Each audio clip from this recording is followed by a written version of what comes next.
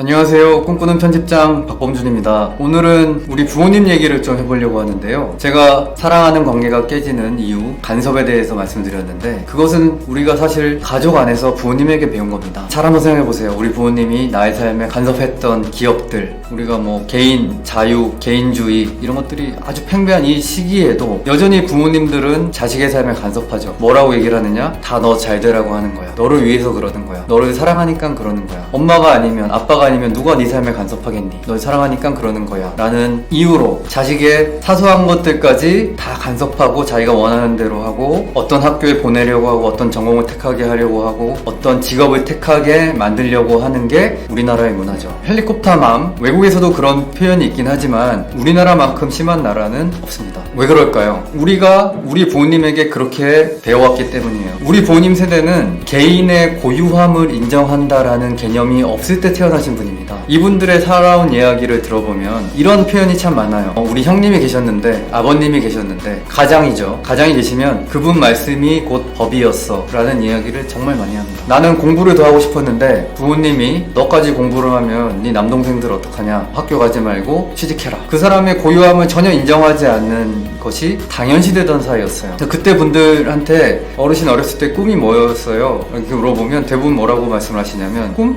잘 때 꾸는 게 꿈이지 뭐. 혹은 그냥 굶지 않는 게 꿈이었어. 골치 않고 사는 게 목표였어 라고 이야기를 하는 거지. 개인의 삶의 희망, 목표인 꿈 이런 것들은 그분들에게는 사치예요. 없었습니다. 꿈이 아니라 이분들에게 가장 중요했던 거는 도리예요. 도리. 마땅히 따라야 할 무언가가 이분들에게 삶을 규정했던 겁니다. 그런 표현을 정말 많이 쓰세요. 그래도 내가 3대 독자였으니까 그래도 내가 아들을 낳아서 도리는 다 했다. 어머님들 같은 경우는 내가 정말 그렇게 힘들고 어떨 때는 경제적으로 너무나 어려웠지만 이 집에 시집 와서 재산은 한 번도 걸은 적이 없다. 내가 며느리로서의 도리는 다 했다. 떳떳하게 이야기를 하시는 거죠. 이분들에게 이 도리라고 하는 거는 요즘 말로 하면 뭐냐면요, should예요. should 혹은 need, 해야 하는 것. 이분들에게 가장 중요한 거는 내가 어떤 위치에 있기 때문에 어떠한 일을 해야 되느냐가 항상 사고의 중심이었죠. 이분들에게는 이 도리가 되게 많아요. 어차피 자신의 부모님이 나의 고유함을 인정해 준 적도 없고 사회에 나가서 직장 생활을 하거나 사회활동을 하면서도 인정받아 본 적이 없어요. 그렇기 때문에 이분들이 자녀들의 삶을 인정해 주는 건 기대할 수가 없죠. 우리는 그런 영향하에서 살아온 세대입니다. 자, 지금 그분들이 늙어서 70대, 80대 노인이 되셨어요. 평생 살아온 그런 습관이 바뀔까요? 바뀌지 않습니다.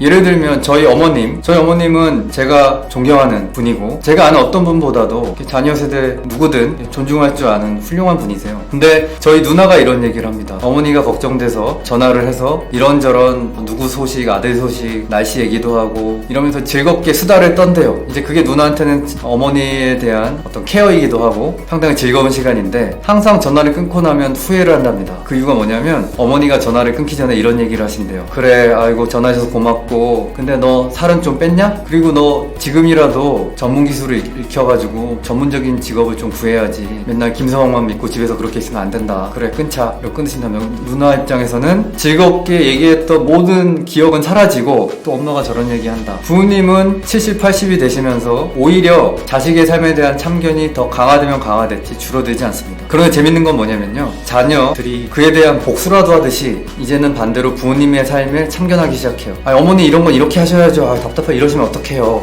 태어나서 지금까지 살아오시면서 부모님 세대로부터도 존중받아 본 적이 없고 주위, 직장, 주변 누구에게도 존중받아 본 적이 없는 이런 분들에게 이제는 자녀인 내가 그분들에게 또 참견을 하는 거죠. 어머니 이러셔야죠. 그러면 안 돼요. 요즘 누가 그렇게 해요. 그런 점에서 우리 부모님 세대는 정말 불쌍한 세대라고 저는 생각을 합니다. 어떠세요? 여러분의 부모님도 그러신가요? 부모님들의 참견 때문에 우리도 그런 참견하는 습관이 생기고 그런 것들이 관계를 망치는 이야기를 했었는데요. 이번 영상을 통해서 우리 부모님 세대를 이해하는데 조금이라도 도움이 됐기를 바라는 마음입니다. 오늘 이야기 여기서 마치겠습니다. 감사합니다.